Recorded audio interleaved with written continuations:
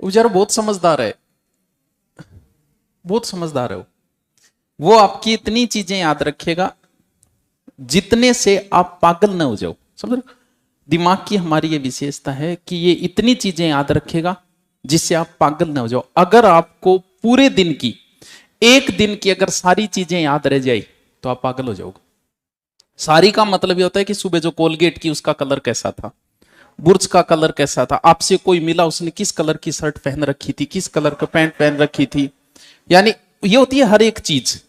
अगर ऐसी पूरे दिन की सारी चीजें याद रहे, नहीं याद रहती किसी को, दो चार मेन मेन चीजें याद रहेगी, कितनी गाड़ियां आपको मिली, उन गाड़ियों के नंबर क्या थे, सारी चीजें याद रहती है क्या? जबकि आप सारी चीजें देख रहे हो, क्योंकि इसे पता है कि उसे इतना ही कचरा रखना है जितने से आप पागल ना हो, बाकी कचरा वो फेंक देता है, बाहर फेंक देता है। अब यह कि आप कौन सी चीज पे आपका ध्यान, आपको वही चीज याद रही। जैसे मुझे ये कह देना, कई बार घरों फोन आओ के श्याम गांता सब्जी ले आइयो, मेरे याद नहीं रहती। मैं घर जाई कहूँ कि अच्छा भाई इष्टियारी तारीख तो सैरट रखी है यार, आ याद कौन रहे, जान बूझ गए थे ले आया को नहीं कह सकते। घर में किसी का बर्थडे मुझे याद नहीं रहता, कारण अब थे ही कह दियो गुरुजी ये थे तो वो है तो बांद्रा ही मनाओ, थारे किया को नहीं याद रहे। क्यों? क्योंकि मेरा काम क्या है, मेरा प्राथमिक काम है इतिहास। इसकी हर एक चीज मुझे याद है क्योंकि मेरा काम ही यही है, इसलिए मुझे याद है।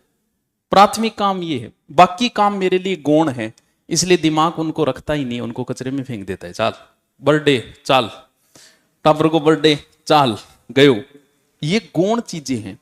अब अगर आपको सिर्फ पढ़ाई पे ध्यान है, पुरुष फिर भी है, महिलाओं की हालत ये है, इनको पूछ लो 2 साल पहले ननंद के कहो अंग याद है, पहली बार कब मिले थे हम, इनको याद है, आपको याद नहीं है। पहली बार आपने कब बोला था, क्यों? क्योंकि इनके लिए प्राथमिक काम क्या है, वो कचरा। अब अगर उस कचरे को जो महिला रखेगी उसके ये याद नहीं होगा, क्यों? क्योंकि उसके लिए प्राथमिक काम तो ये एक एक चीज याद है, परसों के कई और काल थे के कई और 2 साल पहले के कई। क्यों? अब अगर प्राथमिकता आपने उस काम को दे दी तो आपके दिमाग के लिए ये कचरा है, वो फेंक देगा। जो महिला ज्यादा इन्वॉल्व रहती है आसपास की महिलाओं से, ननंद भौजाई से, उनके दिमाग में एक्स्ट्रा कचरा आ जाता है और उसके लिए वो चीज मैन हो जाती है, ये चीज गौण। इसलिए महिलाओं की सक्सेस रेट कम है। वही महिला सक्सेस है जो सामाजिक बंधनों में कम फंसती है।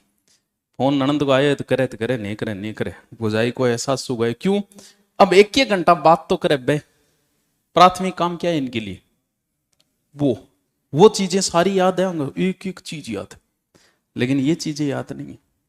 दिमाग आपको उतना ही रखेगा, इसलिए जो काम आपका प्राथमिक है, क्रिकेट की सारी बात याद है थारे, क्यों? क्योंकि आपके लिए प्राथमिक काम हो गया, वो मेरे नहीं याद है। क्यों? क्योंकि मेरा दिमाग नहीं चाहता कि एक्स्ट्रा कचरा तू रखे, उसको याद है मेरे। आप पे डिपेंड है कि आप कौन सा कचरा अपने पास रखते हो और कौन सा। अगर आदमी चाहे तो ध्यान द्वारा पीछे के जन्म को भी याद कर सकता है, कि पिछले बहुत सारे साधु महात्माओं ने कहा कि मैं पिछले जन्म में ये था। अगर आप ध्यान करते हो तो पिछले के जन्म में जा सकते हो, लेकिन पिछला जन्म याद आते ही आप पागल हो जाओगे। क्यों? कचरो तो अब भी गणों याद रखे दिमाग में, पिछले जन्म को रहा क्यों? पिछले जन्म को याद किया जा सकता है। अब अगर सम्मोहन में ले जाया जाए आपको, सम्मोहन समझ गए? अगर आपको सम्मोहन में ले जाया जाए और आपसे ये पूछा जाए कि सन 2000 में इतने तारीख को आप कहां थे, आपका दिमाग बता देगा कि यहां था, इस व्यक्ति के पास बैठा था, उस व्यक्ति ने इस कलर के जूते पहन रखे थे। सब याद है इस दिमाग के, लेकिन फेंक दिया उसने बाहर, कूड़ेदान में फेंक रखा है। निकाल के लाना चाहो तो ला सकते हो सम्मोहन द्वारा, लेकिन इतना आने के बाद आप पागल हो जाओगे। तो या तो पढ़ाई वाला कचरा रखो या सामाजिक कचरा रखो। जिसके पास सामाजिक कचरा है उसका पढ़ाई से कोई लेना देना। थार परिवार में एक जनो इश्यू जरूर है, काकोक ताऊक फूपोक जीजोक, जो कह के सो क्यों याद है थे एक बार मारे बान बैठे थे आया को नहीं। अब थारे को नहीं याद के भाई कद को नहीं आयो, कद बुलाए तू, लेकिन बिंग याद है। क्यों? क्योंकि उसके लिए प्राथमिक काम क्या है, वो चीज है। अब थे देख लो थारे लिए प्राथमिक काम, थारे चीज क्यों को नहीं याद? क्योंकि थारे कचरो तो गाल रखे एक्स्ट्रा थी, सारो कचरो गाल रखे, सारो बेरो है फलानियों फलाणती सागर फलानियों फलानियों सागर और बोबाई वो गाल लियो की कचनो यही चाल तो रहे ल्या। चलो एक छोटो टॉपिक करा दूं, बताओ कौन सो कराऊं? कल्चर का एक छोटा सा टॉपिक है, इससे कई बार प्रश्न पुट होता है, सब में लगता है ये टॉपिक। तो आपको इजाजत दो तो मैं करवा दूं, न दो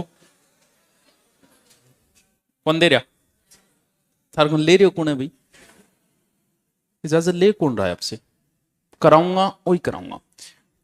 अलग अलग ग्रंथों में अलग अलग है, लेकिन वैसे हमारे धर्म ग्रंथों में टोटल 16 ही श्रृंगार है और 16 ही संस्कार माने गए हैं।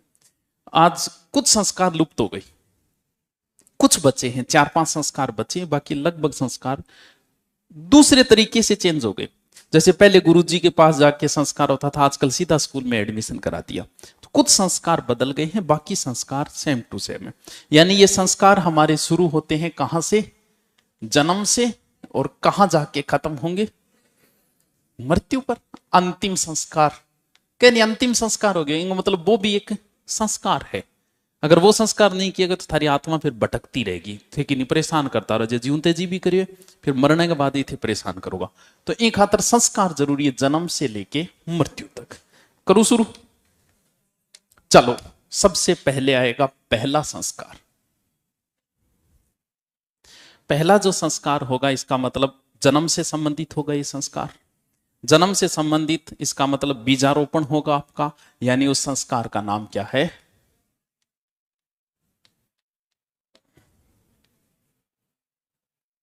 यह संस्कार अति महत्वपूर्ण संस्कार है, गर्भधान संस्कार। और यह हमारा कौन सा संस्कार है, महत्वपूर्ण संस्कार इसलिए है, प्राचीन समय में आज से पहले ये इस संस्कार को भी मनाया जाता था। आपका जीवन कैसा होगा, व्यक्ति कैसा होगा, यह डिसाइड करता है उस समय जब गर्भधारण हुआ है, उसी पे डिपेंड करता है। अब उस समय पर आप अगर पूरे हमारे जैसे सृष्टि को बने हुए हजारों साल हो गई, 5000 साल हो गई, 5000 साल में अगर मैं ये कहूं कि कितने लोग अच्छे लोग पैदा हुए इस दुनिया में, महान लोग, तो फिर अंगुलियों पर गिनने लायक ही है। कृष्ण, बुद्ध, महावीर स्वामी, गौतम, ये नानक जी है, गुरु गोविंद सिंह जी हैं, गांधी है, अम्बेडकर है, सिर्फ आप अंगुलियों पे गिन सकते हो, बाकी नहीं है। यानी 5000 साल पृथ्वी को बने हुए हो गए, लोग अच्छे लोग पैदा हुए अंगुलियों पे गिनने लायक। क्यों, क्योंकि ये डिपेंड करता है इस संस्कार के ऊपर, गर्भधान संस्कार। पिता को हम बोलते हैं भगवान, की पिता भगवान का रूप है। कब, ओनली फॉर इस समय। क्यों, क्योंकि इस समय पिता एक नए जीव को जन्म दे रहा होता है। नया जीव को जन्म कौन देता है, भगवान देता है। नए जीव को जन्म देते समय पिता की प्रवृत्ति कैसी है, भाई जी अगर टेंशन में, पिता अगर बीमार है, पिता बेवड़ा है, तो संतान वैसी ही जन्मेगी। अगर पिता हरामी प्रवृत्ति का उस समय, संतान वैसी ही जन्म लेगी। इसीलिए जो लोग हरामी, हमेशा हरामी रहेगा। इतने बेईमान लोग देखे कि बेईमानी इतनी की उन्होंने कि उनके बेटे की भी मृत्यु हो गई किसी वजह से, अकाल मृत्यु, फिर भी वो लोग नहीं सुधरते कभी। कारण, अच्छा व्यक्ति हमेशा अच्छा रहेगा, हर परिस्थिति में अच्छा रहेगा। बुरा हमेशा बुरा, वो नहीं सुधर सकता। क्या नहीं बोला अब तो सुधर गयो कि यार तो टाबर को एक्सीडेंट में मारे गए, तो भगवान इन दिखा दियो, वो नहीं सुधरेगा कभी, भूल जाना इस चीज को। क्यों, क्योंकि उसका जीवन किस चीज पे डिपेंड कर रहा है, गर्भधारण पे डिपेंड कर रहा है। गर्भधारण में बहुत सी चीजों का ध्यान रखा है कि पिता की प्रवृत्ति अच्छी होनी चाहिए। जैसे ऐसा बताया जाता है कि साय का समय, जो गर्भधारण का समय, वो सही माना जाता है। जानवर का गर्भधारण हमेशा दिन में होगा, ध्यान रखना। कभी भी जानवर रात्रि को संभोग नहीं करते, दिन में। पुरुषों की तो हालत छोड़ो, कि ज्ञान दे मुझे। अगर दिन में संतान गर्भधारण हुआ है तो वो कभी अच्छी संतान पैदा नहीं हो सकती। क्यों, क्योंकि इसके लिए सायकाल ही बनाया गया है पुरुष के लिए, लेकिन पुरुष ने अपनी प्रवृत्ति छोड़ दी। तो गर्भधारण के समय इन चीजों का आपकी प्रवृत्ति अच्छी होनी चाहिए, शुद्धिकरण, एकदम दिमाग शुद्ध होना चाहिए कि मुझे संतानोत्पत्ति अब करनी है बस। तो उसी समय जैसी प्रवृत्ति होगी आपका बच्चा वैसा ही होगा। आगे को जीवन तो यही है बस, अब देख लीजिए थी थार ब्याह व्यस्त। ये पहला संस्कार है, गर्भधारण संस्कार, महत्वपूर्ण संस्कार है, यहीं से हमारी शुरुआत है। जैसे ही गर्भधारण के 2 या 3 महीने होते हैं, उसके बाद में हमारी इच्छाएं जो दिमाग में चलता है, क्या होना चाहिए, छोड़ो, पुत्र, पुत्र के लिए एक संस्कार किया जाता है, पैसे पुत्र पैसे पुष्वन। यह संस्कार होगा पुत्र प्राप्ति के लिए लगभग तीसरे महीने, मान लो तीसरे चौथे महीने। डिसाइड तो इस दिन हो चुका है, उसी दिन डिसाइड हो चुका है कि लड़का होगा या लड़की, क्योंकि साइंस आपको नॉलेज है। बहुत सारे बाद में भी कई छोरा टाबर खातर कई कहे मैं वो दवाई दे वो दवाई दे, कि डांगी दवाई दे निर्धारण हो चुका है साइंस। क्यों? क्योंकि आपको इस बात का पता है कि पहले ही दिन संपर्क हो जाएगा या तो एक्स एक्स का या फिर एक्स, यहां डिसाइड हो चुका है। और जैसे ही एक्स एक्स या एक्स वाई संपर्क में आई, वो गर्भाशय में गया और लगभग 72 घंटे बाद गर्भाशय बंद। अब बंद हो गया तो कैसे रिएक्शन करवाएगा उसमें दवाइयां देके, क्योंकि डिसाइड पहले दिन हो चुका है। पिता पे डिपेंड करता है, स्त्री का कोई रोल नहीं है इसमें। स्त्री की तरफ से आप साइंस का नॉलेज आपको क्या आएगा, ये डिपेंड किस पे करता है, ये डिपेंड करता है पिता के ऊपर कि एक्स आया या वाई आया। तो पुत्र प्राप्ति के लिए किया जाता है, लेकिन ये भी यही डिपेंड करता है, आपकी प्रवृत्ति पे डिपेंड करता है। ऐसा है कि जैसे भगवान कृष्ण से कहा था रुक्मिणी ने कि मुझे आपके जैसा पुत्र चाहिए, तब कहते हैं भगवान कृष्ण कई सालों तक तपस्या के लिए चले गए थे, ब्रह्मचार्य का पालन किया।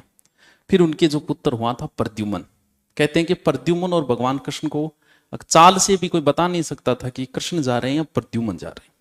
अगर आपकी प्रवृत्ति सही है, आपने 2 या 3 महीने अगर ब्रह्मचार्य का पालन किया है, तो आपके अंदर वाई गुणसूत्र बढ़ जाते।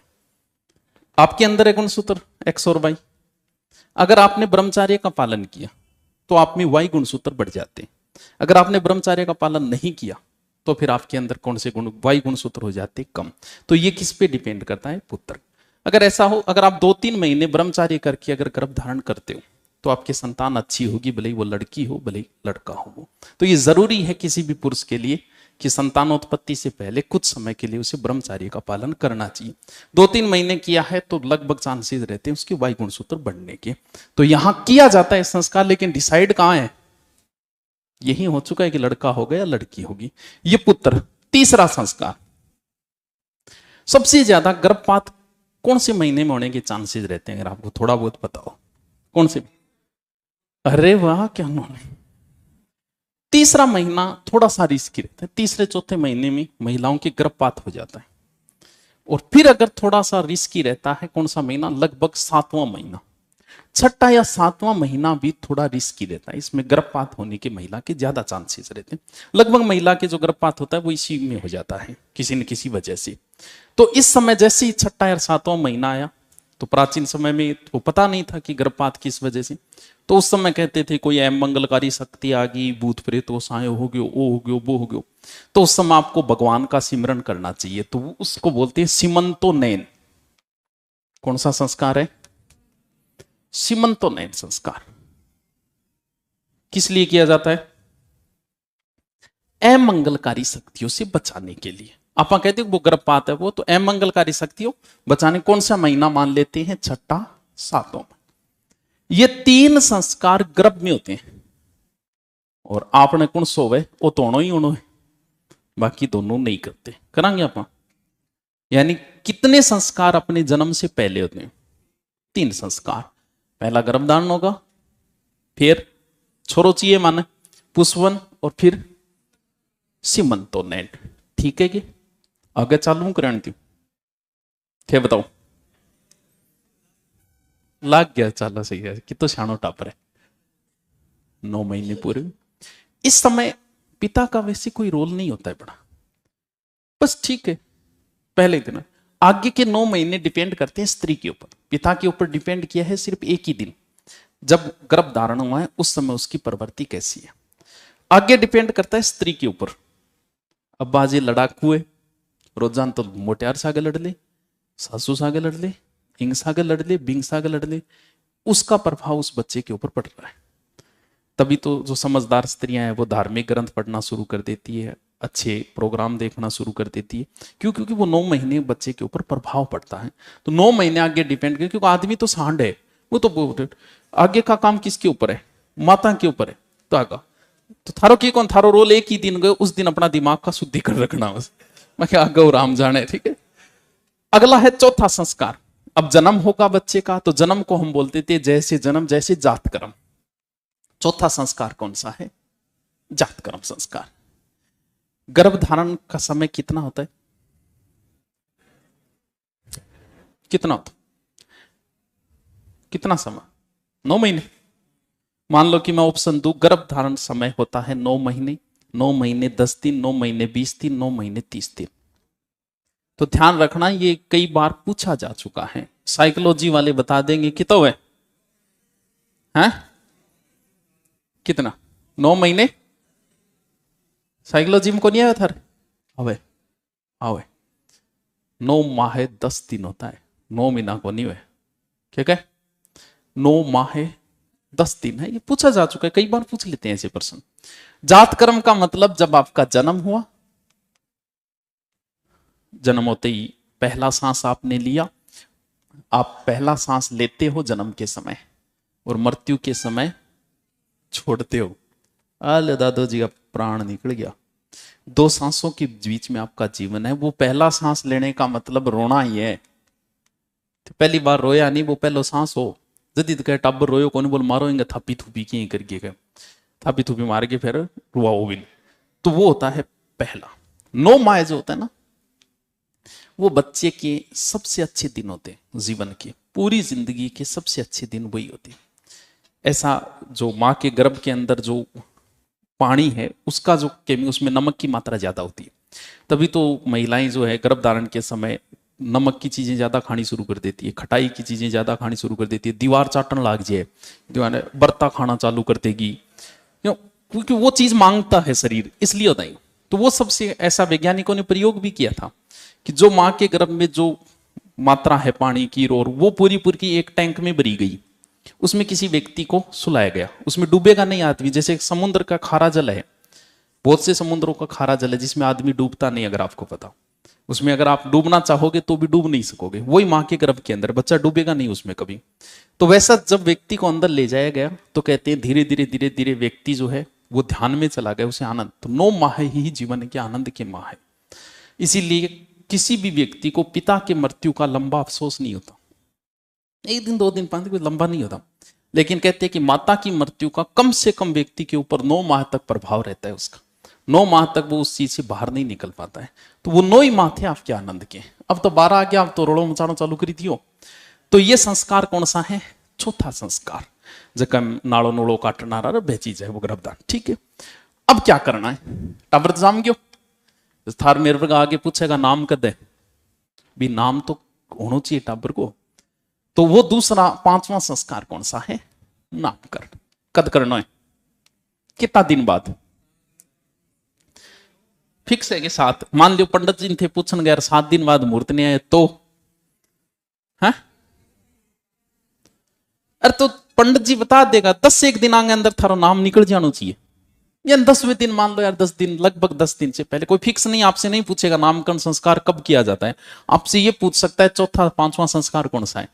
संस्कारों का क्रम पूछ सकता है आगे पीछे, और क्रम पूछ सकता है कि इसके बाद कौन सा होगा इसे। यानी आपका नामकरण लगभग जन्म के 8-10 दिन बाद हो जाओ। फिर क्या काम होगा? फिर क्या काम होगा? जो 2 या तीसरे महीने होगा, उस संस्कार को बोलते हैं निष्क्रमण संस्कार।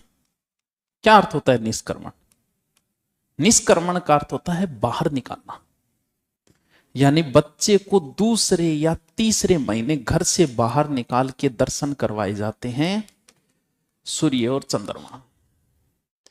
किसी भी बच्चे की अगर जन्म के समय आंखें खराब है, जन्म के समय, बहुत संगत जानते ही बेचारा चश्मा चढ़ जाए, इसके पीछे 2 रीजन है। या तो डॉक्टर से गलती हुई है, या परिवार के सदस्य से गलती। कैसी गलती? 9 माह तक बच्चे ने आंखें बंद रखी, ध्यान में था, वो आंखें बंद थी, आनंद ले रहा था जीवन का। जैसे आप रात्रि काल में सोए में हो और आपने आंखें खोली, तुरंत हमारी आंखों के ऊपर टॉर्च लगा रखी है, आपकी आंखें वापस बंद हो जाएगी, आप उस प्रकाश को झेल ही नहीं पाओगे। अब बच्चे का जन्म हुआ, जन्म के समय, ऑपरेशन के समय डॉक्टर हाईलाइटें रखता है, वहां प्रकाश रखता है। कई बार डॉक्टर से ऐसी गलती हो जाती है कि उस समय बच्चे की आंखें खुल जाती है, और खुलते ही उसकी आंखें हो गई खराब। या फिर आजकल आप नई नई लाइटा लगा दिया घरां के अंदर, जहां बच्चा है वहां, इस वजह से भी आंखें खराब हो सकती। पहले पुराने टाइम में अंधेरा ही रखा जाता था, लगभग 1.5-2 महीने अलग ही कमरों, तो फिर बिन बारह निकालता के दिखाने खातर। अब उसकी आंखों पे इतना प्रभाव नहीं पड़ेगा, इसलिए जन्म के समय आंखें खुलती है। अगर उसने बहुत ज्यादा रोशनी देख ली तो बच्चे की आंखें उसी समय खराब हो जाएगी। तो ये संस्कार कौन सा है? घर से बाहर निकालने का संस्कार, निष्क्रमण संस्कार। कब किया जाता है? लगभग 2 से 3 महीने। अब क्या करा, इतना दिन तो टाबर मां का दूध पी रहा था, अब थोड़ा उसे भोजन करवाना है। दूध हो सकता है, दही हो सकता है। तो जी हाँ, जात कर्म के अंदर के बोला बिना आप घुंटी बोलांगे बा ईटे भी दी जाएगी। जब बच्चे का जन्म में बीटे बिन घुंटी दी जाए, किंगी दे दिया बिंगो भी बताते हैं कि असर आ जाता है बच्चे पे, कहते हैं ऐसा। यहां बच्चे को अन्न खिलाना है, अन्न को बोलते हैं अन्नप्राशन। कब कितना महीना बाद आपने खुआई करे छोरी बताओ हैं? हाँ, 6 माह शाणी है फिर तो। कितना हो गया है? पूरा 2 जुड़वा दिया क्यों है? ये अन्नप्राशन संस्कार है। जब हम भोजन वगैरह कराते थोड़ा थोड़ा, मुझे इतने दिन बच्चा मां के दूध के ऊपर था। कितने संस्कार हो गई? 7। याद है क्या? तुम खड़े हो ना यार, बता। हाँ सुना बता, स्माइल से मैं पिंगड़ने वालों में नहीं हूं। बाबा जाने सबके मन की बात। खड़े हो, बता। पहलो संस्कार बता। गर्भावस्था, शाबाश। हाँ, गर्भ धारण बोल दो। दूसरो,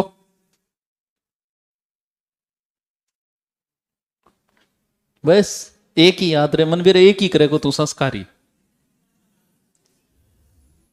दूसरो के लो पुष्पवन, ठीक है। तीसरो अटक्की गाड़ी, तीसरे में आगे बैठ जा। तू बता, खड़े हो। पहलो बता गर्भाधान, दूसरो बता पुष्पवन, शाबाश। पुत्र प्राप्ति के लिए किया जाता है। तीसरो सीमंतोनयन, सामंत, सॉरी शक्तिमान। अब चौथो जुड़, जात कर्म, जुड़ लो। जुड़ लो थोड़ी हो, ठीक है। जुड़ लो बिगड़ो, जाम तक टाबर के बाल हुआ आगे, जुड़ लो, बाल काटना है। पांचों बताओ, टाबर को नाम। छठो है बच्चे को घर से बाहर निकालना, ठीक है। यानी सूर्य और चंद्रमा दिखाया जाता है बच्चे को। उसके बाद में 7वां, बच्चे को भोजन कराया जाता है। यानी लगभग बच्चा अब हो चुका है, ये इन संस्कार तक पहुंचते पहुंचते 1 या 2 साल का हो गया। और जैसे ही बच्चा 1 या 2 साल का बिना बाल बढ़ जाएगा, तो फिर आप क्या करांगा? हाँ, उतार दो। चूड़ा कर्म बोलते हैं अमीन, या जुड़ लो। हम कुल देवी या कुल देवता के आगे जिसके भी आगे टाबरिएगा बाल है वह काट के चढ़ा दो। नॉर्मल संस्कार है। कितना साल पर करते हैं? 2-3 साल पर करते हो। बाकी थारी मर्जी है, थारी मर्जी है, कोई फिक्स नहीं है कि इतने समय पे ही ये किया जाएगा। अब क्या करा है? बाल काटे है, तो बाल काटने के बाद जस्ट नीचे आ गया कान, दोनों साथ में सलटा दो। बाल आ रहा तो 2-3 साल है, कान आ रहा लगभग 5 से 6 साल पे। जैसे नापा के बोलांगा करण वेद, शाबाश। कितना साल पर? लगभग 5-6 साल।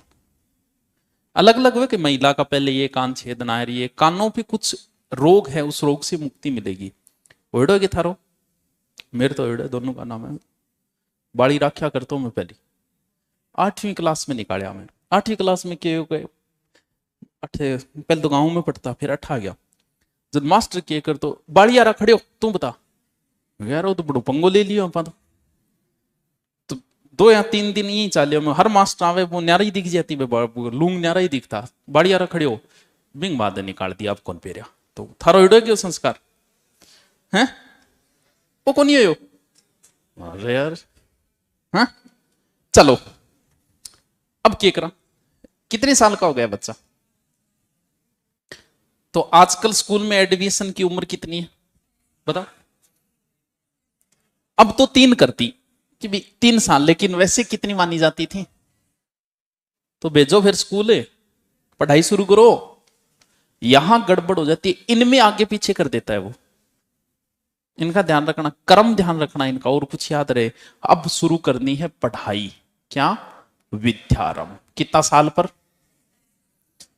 प्राचीन समय में, आज के हिसाब से मत करना, प्राचीन समय में जैसे पढ़ाई शुरू की जाती थी तो उस बच्चे को घर से भेजा जाता था गुरुकुल के अंदर, जहां पर ऋषि मुनि हुआ करते थे, गुरु। वहां जाते ही एडमिशन के रूप में एक संस्कार होता था, और उस संस्कार का नाम था उपनयन। यह भी जीवन का बड़ा ही महत्वपूर्ण संस्कार है, उपनयन संस्कार। जगन आप जनेऊ भी कह इसका, जनेऊ संस्कार भी कह इसका। कितना साल की उम्र पर? उप का अर्थ क्या होता है? उप एक उपसर्ग है, जैसे सरपंच, उप सरपंच। नजदीक, सरपंच के नजदीक कौन है? उप का अर्थ नजदीक है, वैसे छोटा नहीं होता। सरपंच के नजदीक उप सरपंच, प्रधानमंत्री उप प्रधानमंत्री, राष्ट्रपति उपराष्ट्रपति, नजदीक होता है। यानी गुरु के नजदीक बैठ के वो पढ़ेगा, इसलिए वो संस्कार है उपनयन या जनेऊ। 4 वर्ण थे, 3 वर्णों का होता था ये। कौन कौन से का? एक तो ब्राह्मण का होता था, और क्षत्रिय का होता था, और वैश्य का होता था। वो जनेऊ को नहीं करेंगे, वो पहनते हैं ना, दाएं कंधे पे होती है, एक बाहीं पे होती है। ब्राह्मणी बताओ कौन सा पुरोहित है?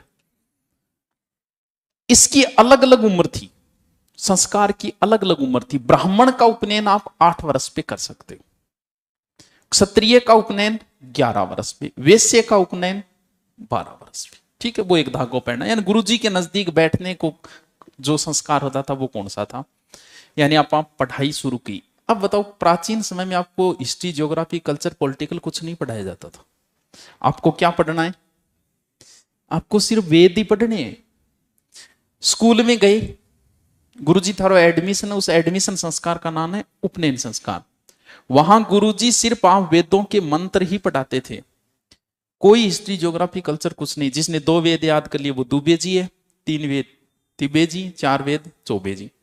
अब थे सोचो भाई, बीता बीता 2 वेद याद करना बहुत दूर काम होता, कोई नोट्स नहीं होते थे।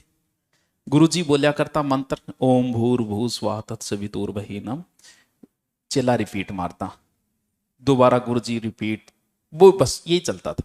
ना कोई नोट्स होते थे ना, अब थे बताओ इतना इतना मंत्र बिना नोट्स याद कर लो आगे।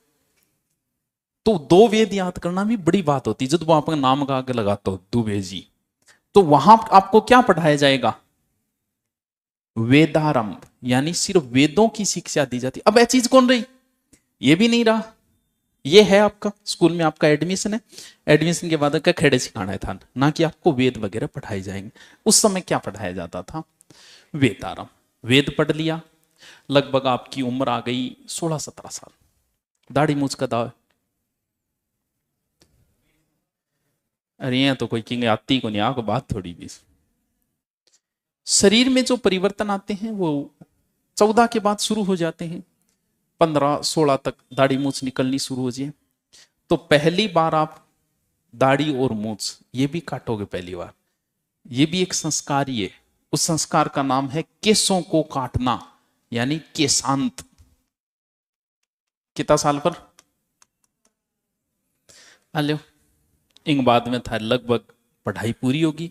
पढ़ाई पूरी होती, पढ़ाई समाप्त, समाप्त को हिंदी में बोलते हैं समावर्तन संस्कार। पढ़ाई खत्म, गृहस्थ जीवन की ओर निकलो थे, पढ़ लिया भाई जी, थारी स्नातक डिग्री होगी पूरी, चलो। और जिया ही थे गृहस्थ आश्रम आया, आता ही गरगा छोरी छारी तैयार कर रखी, बस। क्यों? क्योंकि पढ़ गया आए थे, बीए करिए आए थे। तो आते ही आपका बस जैसे ही गृहस्थ में प्रवेश किया, गृहस्थ में प्रवेश का मतलब यह है विवाह है। विवाह को हिंदी में बोलते हैं पाणी ग्रहण संस्कार।